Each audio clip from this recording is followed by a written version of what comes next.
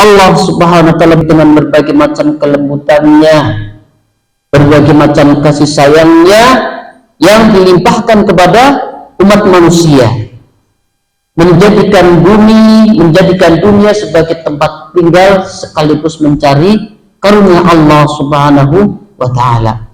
Akan tapi Islam melalui Rasulullah sallallahu alaihi wasallam membuat aturan-aturan yang di situ tegak prinsip keadilan, prinsip kasih sayang, prinsip pemenuhan hak sama manusia.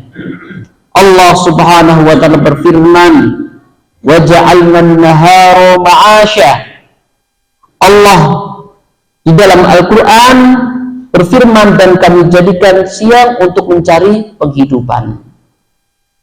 Jadi tidak tercela kita mencari karunia Allah sebanyak-banyaknya, akan tapi ada batasannya. Tidak melalaikan kehidupan akhirat. Bahkan dalam ayat lain dijelaskan, wala tansa nasibaka minad dunya. Jangan kau lupakan jatah kalian di dunia. Kemudian di dalam ayat lain dijelaskan, walaqad makkannakum fil ardi wa ja'alna lakum fiha ma'ayish qalilan ma tashkurun, dan kami adakan bagi kalian di muka bumi sumber penghidupan, amat sedikitlah kalian bersyukur.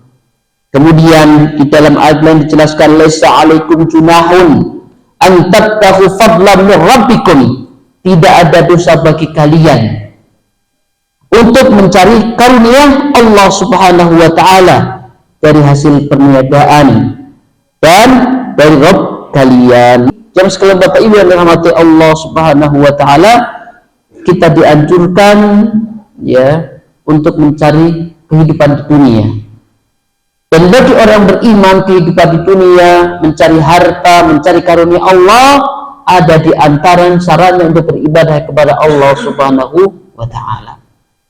Kehidupan dunia bukan untuk tujuan memperturutkan hawa nafsu, mengenyangkan perut dan sebagainya. Tapi kehidupan dunia dia dijadikan untuk beribadah kepada Allah Subhanahu wa taala. Itulah orang beriman. Dunia dijadikan ladang amal, masru'atul amal. Maka itu jelas sekali dirahmati Allah Subhanahu wa taala, Rasulullah sallallahu alaihi wasallam membuat rambu-rambu dalam jual beli. Makanya dalam Al-Qur'an, wailul lil mutaffifin, celakalah bagi orang yang mengurangi timbangan. Karena ada orang-orang yang berjual beli, berdagang di pasar, dia tidak amanah, dia tidak adil, dia berbuat curang, karena dia tidak memiliki ilmu dalam jual beli. Padahal orang yang berjual beli dengan amanah mendatangkan keberkahan. Dan kita punya contoh terbaik dalam hal mencari karunia Allah Subhanahu wa taala. Kata Ibnu Abbas radhiyallahu anhu, dahulu Adam adalah seorang petani. Ya, Nabi Adam adalah petani. Jadi seorang nabi saja tetap dia mencari karunia Allah Subhanahu wa taala dengan menjadi petani. Apalagi saya, ya. Saya seorang guru mencari nafkahnya dengan mengajar. Dan dulu saya punya pengalaman sebagai pedagang. Dari SD saya sudah jualan gorengan keliling kampung. Jadi SD saya sudah diajari jual oleh ibu saya, karena ibu saya berdagang gorengan keliling kampung sebelum berangkat sekolah. Ketika SMP masih jualan, jadi tukang kredit baju.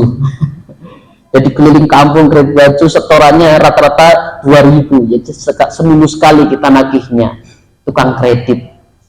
Kemudian juga pertama kali di Prambanan saya juga jualan soto ayam, mungkin ada yang pernah beli ya. Kemudian Nabi Nuh seorang tukang kayu. Kemudian juga Nabi Idris seorang penjahit. Ya, Masya Allah. Kemudian juga Nabi Ibrahim dan Nabi Lut seorang petani juga. Nabi Saleh alaihissalam seorang pedagang. Dan Nabi Dawud seorang pandai besi. Nabi Musa, Nabi Syuaib, dan Nabi Muhammad sallallahu alaihi wasallam seorang pengembala kambing. Itu Nabi. Di samping kesibukannya berdakwah, juga ada waktunya mencari nafkah.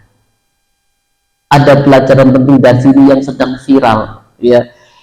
Jadi tidak masalah seorang dai dia petani, tidak masalah seorang dai dia pengembala kambing, tukang kayu, ya.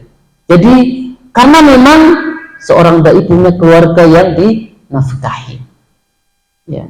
Dia tidak menggantungkan dari kegiatan dakwahnya, dia tetap mencari nafkah. Banyak ya dai-dai yang dia pedagang, dia seorang pengajar dan sebagainya, karena dia dalam rangka mengamalkan ilmu ini.